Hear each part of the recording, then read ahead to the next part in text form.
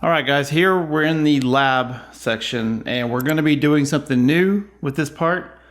This does not involve the lab kit. There's no part in that really with the skeleton. You only have one more thing with the lab kit we're going to be doing, and that would be a dissection.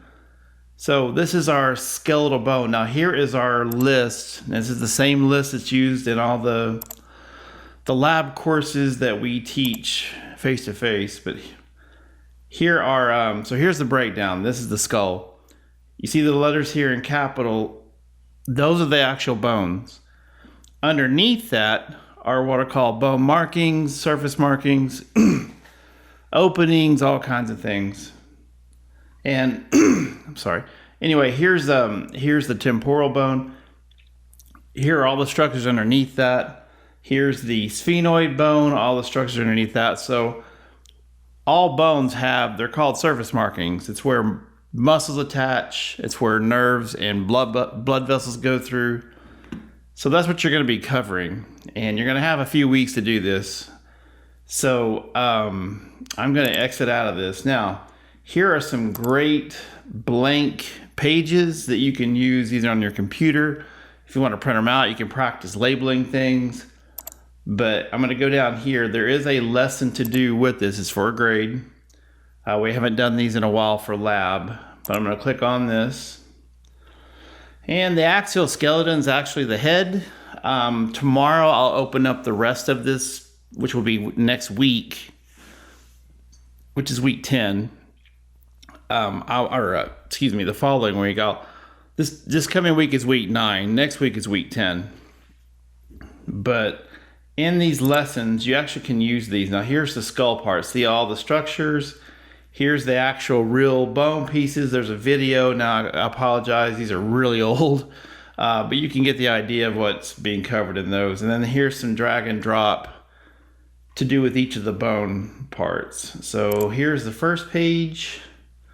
A little description about that. Here's number 2. So there we go. See, supraorbital notch, superciliary ridges. Everything that's on your list is covered in this particular lesson. And you're going to be studying this. And then later this week on Wednesday or Thursday, I'll make another video and I'll get back with you on what kind of activity we're going to do with the bone section. See, here are these here are these labels here. There's a video, and then there's a drag and drop activity.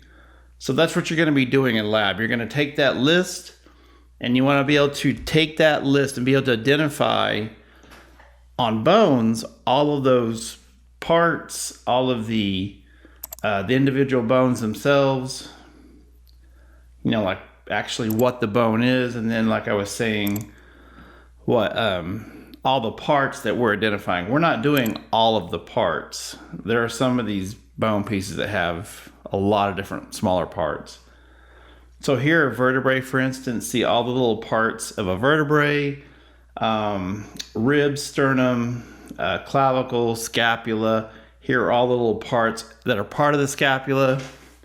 These are good things to know, especially if you're going to be in the medical field. You have to know what the acromion process is, a little point on the shoulder. Here's the arm. Here are the lower arm bones. Wrist bones, hand, metacarpals, phalanges. Here are the lower limbs. Os-cocci are the 2 hip bones. Femur, tibia, fibula. And if you'll have this list in front of you, when you're going through your lesson, you should be able to see that all of these are indicated in the lesson.